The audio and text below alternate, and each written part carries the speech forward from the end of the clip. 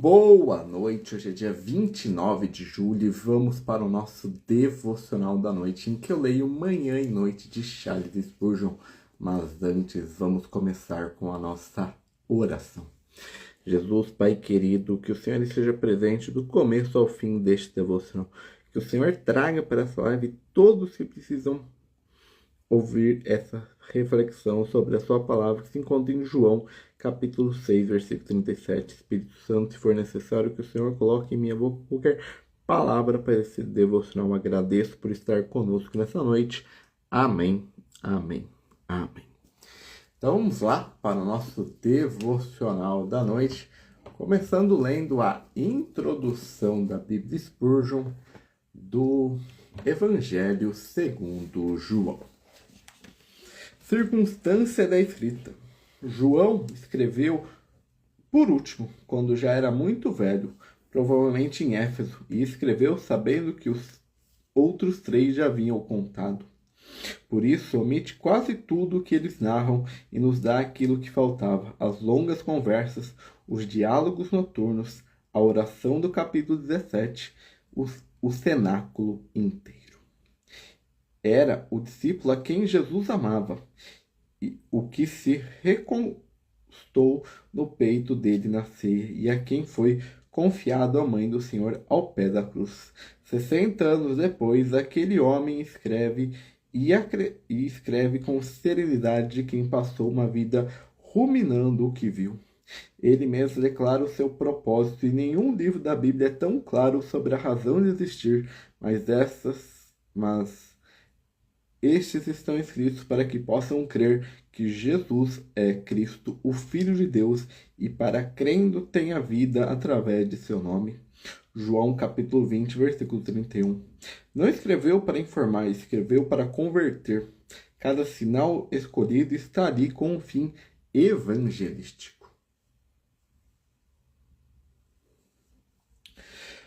Contribuição para a Bíblia. Este evangelho apresenta Cristo como Filho eterno de Deus e faz, desde a primeira linha, sem berço, sem genealogia, no princípio. E depois vem a frase mais espantosa jamais escrita em língua humana: e a palavra foi feito carne e habitou entre nós, e nós contemplamos sua glória como a glória do unigênito do Pai, cheio de graça e verdade. Meditai nas duas primeiras palavras juntas: a palavra que era Deus feito carne. Não aparece carne, não vestido carne com um manto, mas feito carne, e habitou entre nós, e o verbo que ali está significa amar tenda. Armar tenda. Deus armou tenda no nosso acampamento. Aqui está os 7 grandes eu sou, e cada um deles é uma reivindicação divina que os judeus entenderam perfeitamente, pois tentaram apedrejá-lo por isso. Eu sou o pão da vida, a luz do mundo, a porta, o bom pastor, a ressurreição e a vida, o caminho, a verdade e a vida, a videira verdadeira.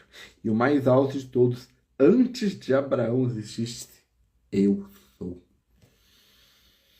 E também o Evangelho da Graça Soberana. E quem lê com atenção não escapa disso. Aqui se diz: ninguém pode ver a ele senão se o Pai não o trouxer, que todos aqueles que o Pai lhe dá certamente vêm, que as suas ovelhas ouvem a sua voz e ninguém as arranca de sua mão, e que é preciso nascer do alto e que o vento sopra onde quer.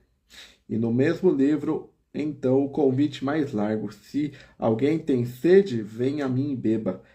Prego as duas coisas com a mesma convicção, porque as duas estão aqui.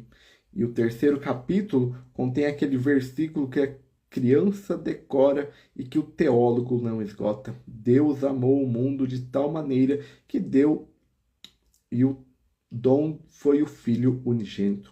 O amor de Deus não se mede por sentimentos, mas pelo preço que pagou. Estrutura, capítulo 1, o prólogo e os primeiros discípulos, o verbo eterno, a luz e as trevas não venceram. João Batista apontando e dizendo: eis o Cordeiro de Deus. e André trazendo o irmão. Capítulo 2 ao 12. O livro dos sinais. 7 sinais escolhidos, entre eles a água em vinho, o paralítico em Betesda, os 5.000, o andar sobre o mar, o cego de nascença e a ressurreição de Lázaro. Entretanto, estão os grandes diálogos, Nicodemos de noite, a samaritana ao meio-dia junto ao poço e os debates cada vez mais duros no templo. Termina com a hostilidade decidida e a última semana da porta. Capítulo 13 ao 17, o cenáculo. Ele lava os pés do discípulo, anuncia a traição, dá um mandamento novo, promete o Consolador, fala da videira e dos ramos, avisa que o mundo os odiará. Então ora aquela oração pelos seus, pedindo que sejam um e que sejam onde ele está. 5 capítulos que valem uma biblioteca. Capítulo 18 e 19, a paixão, a prisão no jardim, os julgamentos e a pergunta de Pilatos sobre a verdade, a coroa de espinhos, a cruz com a mãe entregue ao discípulo e o que está consumado, que não é o gemido de um vencido, mas o grito de um trabalho terminado.